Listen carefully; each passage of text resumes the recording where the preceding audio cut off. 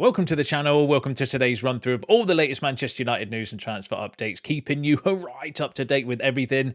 I'm Jamie. Before getting into it, smash a like on the video, subscribe to the channel if you're new, and let's jump straight into it. So let's kick off. Let's kick off with some newbies, because a lot of the talk and transfer rumours and stuff at the moment has been very repetitive. So let's go through.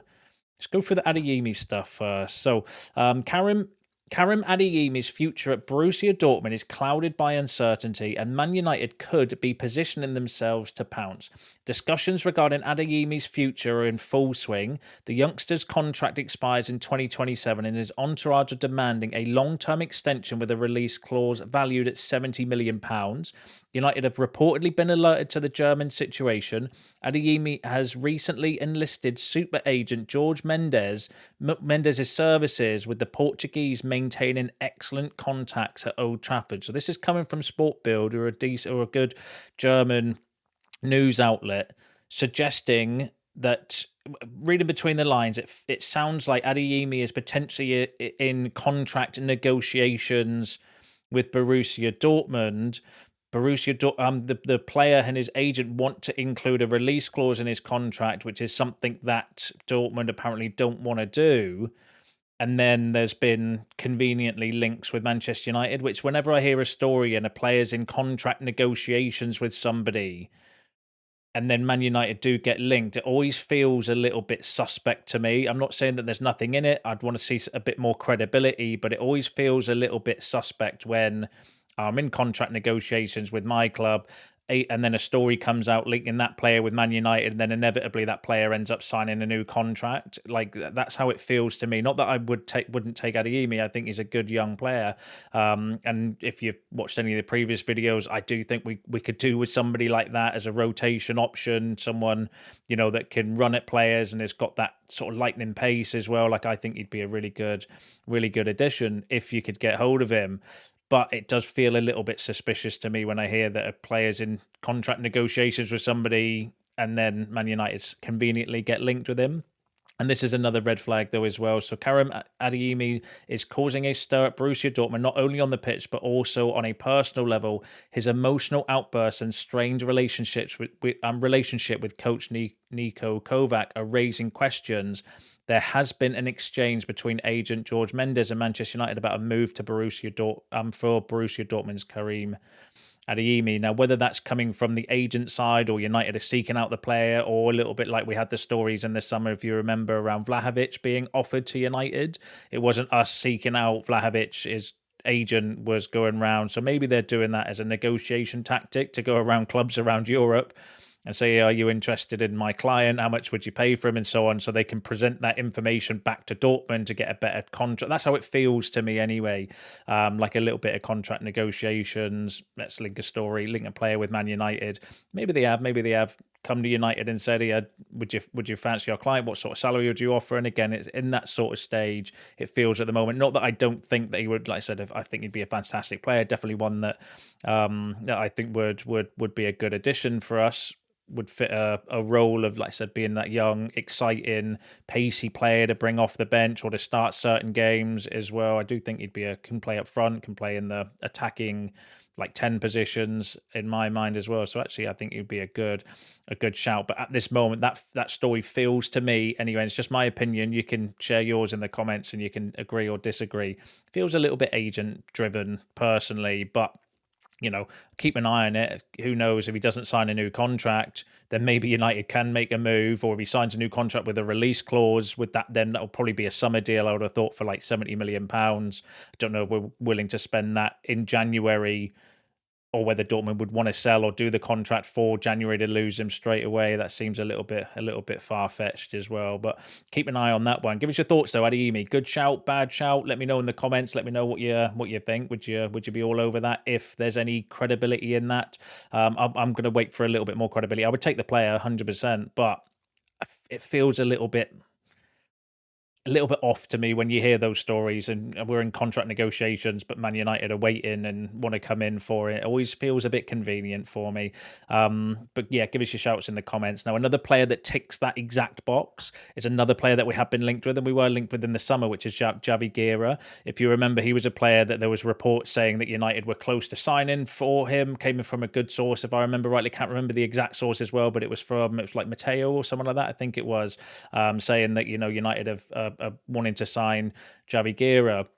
And then he decided to, and ended up signing a new contract and staying at Valencia as well. And that's why, there's plenty of other examples we could probably use. Why I get a little bit suspicious when a player who's in contract negotiations gets linked with Man United. But a prime example would be Javi Guerra. Mundo Deportivo, though, however, are linking us with him again, saying that Manchester United's hierarchy have shown serious interest in Javi Guerra, despite Valencia's challenging circumstances where selling one of their top young players could further hurt the team. United remain determined to secure his signing. The club are looking to act swiftly to fend off competition from Arsenal and Atletico Madrid for the midfielder. Now, he did end up signing a new contract, if I remember rightly, for Valencia in the summer. I don't know whether that includes any sort of release clause or anything like that. Apparently, Valencia are not having the best of seasons as well. So I wonder whether he's regretting his decision to stay, but I don't know too much about his contract situation. But that is a player that we have been linked with multiple times in the past. Would fit the mold of what we're looking for as well. Young, developmental. Obviously not got that Premier League experience though. But if you're bringing him in January, for example, you've still got Casemiro and Bruno. You've got time to he doesn't need to be thrown straight into the first team. It gives him then 6 months to learn the Premier League with the hope of then, maybe starting next season if you did go for him in January. But again, want to wait for a little bit more credibility regarding that one. But, he's an interesting option because there have been links with him in the past. He ended up deciding to stay at Valencia. Would be a good shout as well. Like I said, I remember doing watching all his highlights and doing some research on that around him in the summer, and he is a good profile in midfielder, and definitely one that I wouldn't be against United going for anyway. But I'd want to see a bit more credibility because I have seen some stories doing the rounds over the last week or so that haven't bought you because it came from Fachajes, and Fachajes, in my opinion, are one of the worst sources of information out there that have done a story linking us with Guerra as well. So little bit convenient, that one as well. But he's a good profiler player, and we'll pay attention to it. Maybe there could be something in that, but we'll see. We'll have to wait and see. But give us your thoughts on that in the comments below. Let's go through a bit of updates on the usual suspects. So on Anderson, Ben Jacobs had a bit to say on TalkSport regarding our midfield targets. So firstly, with Elliot Anderson, and Manchester United said Elliot Anderson will be a whole lot cheaper than the 100 to 120 million pound than some have reported. Come summer, there's provisions within Elliot Anderson's contract to get him cheaper, but it's complicated and those provisions are variable. In January, Forest hold all the cards. Elliot Anderson has been told by Tuchel, if you continue playing for Forest, you're going to be on the plane to the World Cup. I'm not sure Elliot Anderson would want to gamble on a club mid-season knowing he's on track for the World Cup squad. So Ben Jacobs is suggesting that maybe the 100, 120 million pound fee, maybe that's a January figure. Maybe Forest have said, look, if you want him in January, you're going to have to pay this amount, but suggesting that in the summer there's some kind of provision, whether that's a release clause.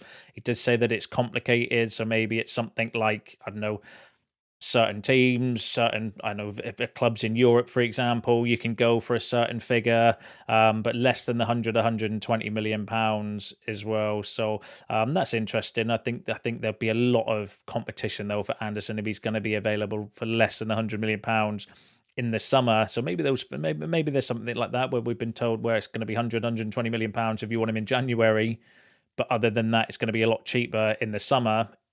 But also the player might not want to move in January anyway because of his World Cup squad, and that's the problem that we've got, isn't it?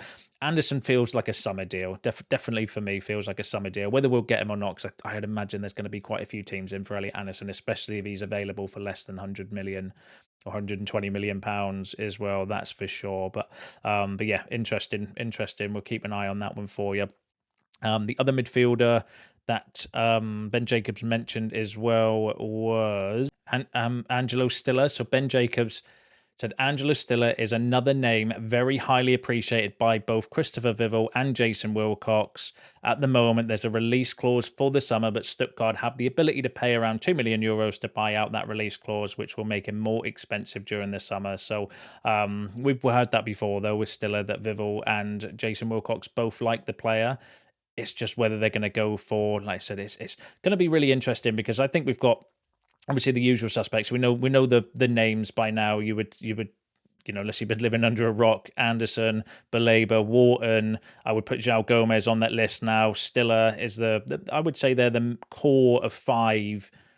Maybe Conor Gallagher as well, actually, six. So there's a core of six midfield players that we're very heavily linked with by all the big hitters are saying the same thing. When you get links like that, Javi Guerra that we just mentioned there, that's coming from from Mundo Deportivo, or a decent Spanish outlet, but there's not too much weight behind that. That's just maybe an opinion, or maybe they have heard something and it will develop a little bit further. But the point I'm trying to make is when you get a lot of all the, the main, like for Romano's mentioned Stiller and he's mentioned Gallagher and so's the Athletic, all the main names. Those six players are the main sort of targets.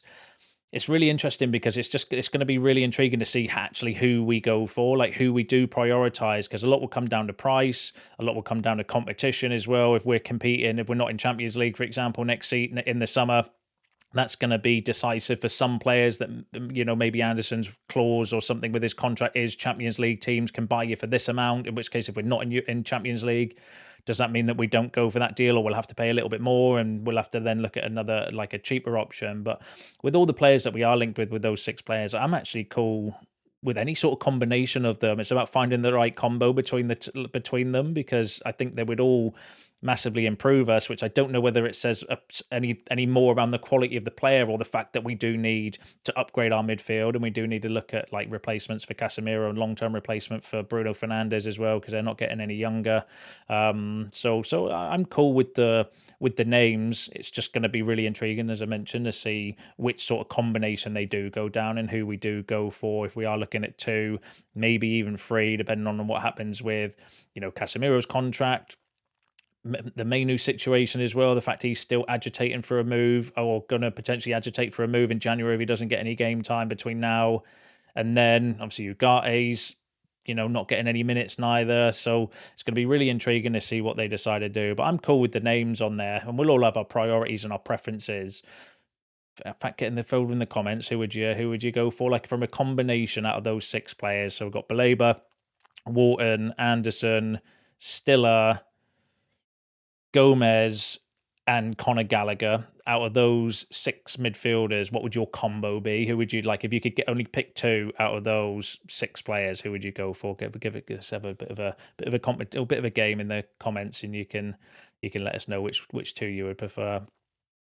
Now, on Conor Gallagher, Ben Jacobs again had the following to say: so the most viable target for January remains Conor Gallagher, simply because the player is looking with the World Cup in mind to get more minutes. Atletico, when United made an approach in the summer, didn't want to do a loan. We'll have to wait and see whether they've softened their that position. If they're prepared to entertain a loan with a buy option, I think Manchester United will see. Excuse me. We'll see that as a good value. For a permanent exit, it may be around 50 to 55 million euros, and I'm not sure United will commit that financial outlay, knowing it's taken budget away from the summer. So Ben Jacobs again suggested that maybe the most realistic player for a January deal would be Conor Gallagher. And I was thinking about this last night and reading some of your comments and stuff, and I kind of think that maybe a loan with an option to buy wouldn't be a bad shout. I'm not entirely convinced about an obligation to buy, because I think Ben Jacobs is right there. That then eats away at some of the budget for the summer. If you are going to go for a more expensive target, or maybe two expensive targets in the summer, we're going to want as much budget as we can, because I think that we need to strengthen other areas as well. Talk of a centre half, wing back, another attacker, backup striker, all of the other positions, and you'll probably have different ideas who you would want to go for, maybe a backup goalkeeper as well. There's we've still got loads of work to do in terms of completing the squad and doing the rebuild and stuff. We're by nowhere near the finished article, in my opinion. So whether they would, but then with an option to buy, if he does really well, then that's one of your midfielders. You've only then got to go out and get one. But if he doesn't do so well and isn't performing, you're not committed, you're non-committal to buying him. But whether Atletico Madrid would do that, that's the question, I think, on that deal. So again, we'll keep an eye on that one for you, but give us your thoughts in the comments below. There's been an interesting update on Casemiro. So Romano's jumped in on his contract situation, saying at the moment Casemiro is really important for Ruben Amorim, but there will be a discussion about his contract. The numbers of his contract salary is way too high for Man United to extend that, or they find a solution on the contract, or the player could leave for free. Casemiro received many proposals, especially from Saudi. Casemiro remains a target for many clubs there.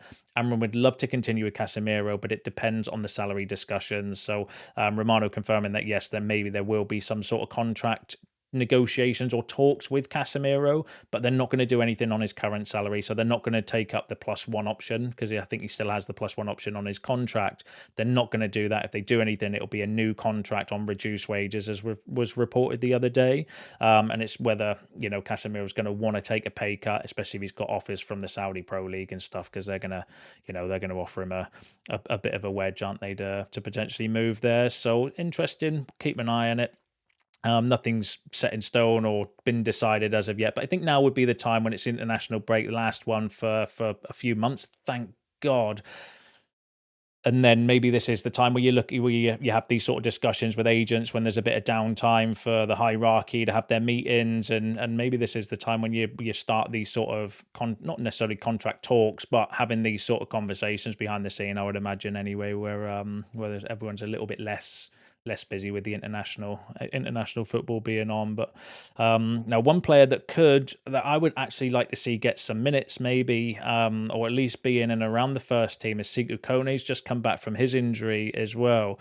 But apparently they talk about maybe loaning him out in January. So Man United are planning to loan out Sekou Kone in January so that he can gain professional playing time at another club. Now that's came from Christopher Michel, who's a good German reporter.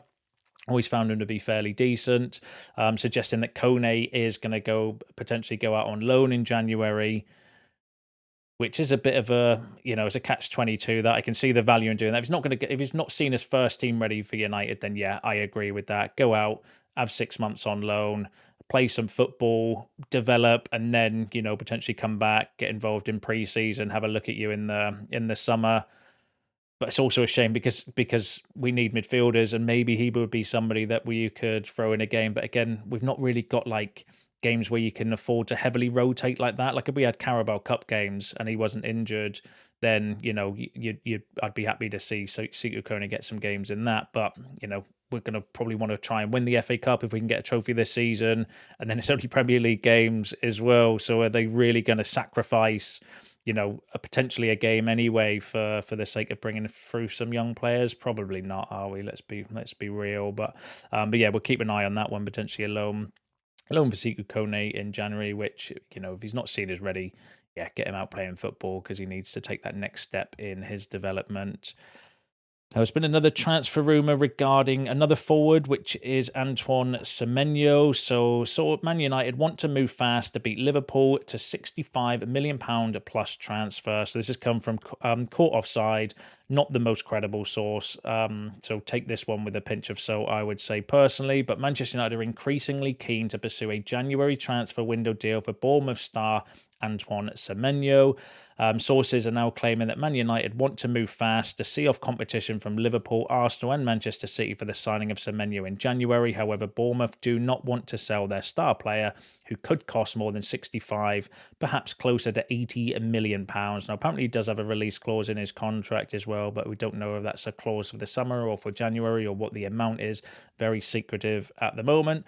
United are showing signs of improvement after a stuttering start to the season, and Semenyo could be an ideal piece of the jigsaw puzzle for Ruben Amorim. And then it goes on to say Semenyo is a similar kind of profile and he's proven himself in the Premier League, so it makes sense that Man United are making him a top priority. Now again, take that story with a pinch of salt, because it's not come from the most credible source in Caught Offside, suggesting that United are planning to do a January move for Semenyo as a way to beat off the competition for him between 65 to £80 million, which, sounds exciting, and Semenyo's obviously having a fantastic season so far for Bournemouth. One I would take in a heartbeat at United, but I don't think it's going to be plausible for us personally, but that's just my view. You can disagree with that in the comments, as I'm sure some of you will. And then the final story I've got for you is just quickly regarding Zirkzee. So Mateo, a good source, said that AS Roma has already made initial contact to sign Joshua Zirkzee on loan in January. The player is not willing to leave permanently, but is open to a loan move. So again, more noise regarding a loan, possibly to Roma in January for Joshua Zirkzee. Again, we might need him around for when players are at AFCON, but towards the end of the January transfer window, maybe I could see something going down in that for Joshua Zirkzee. And Roma do seem like I think Roma, West Ham, Everton, I heard the other day as well, might potentially be interested in. So there's going to be a few clubs, but it would just be a loan because apparently he doesn't want to give up on his United career just yet.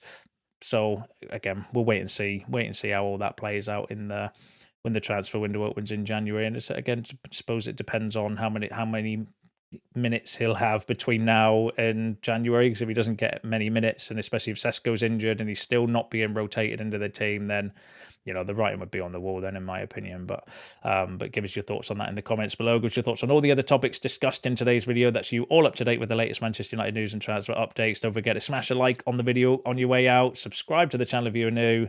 See you in the next one.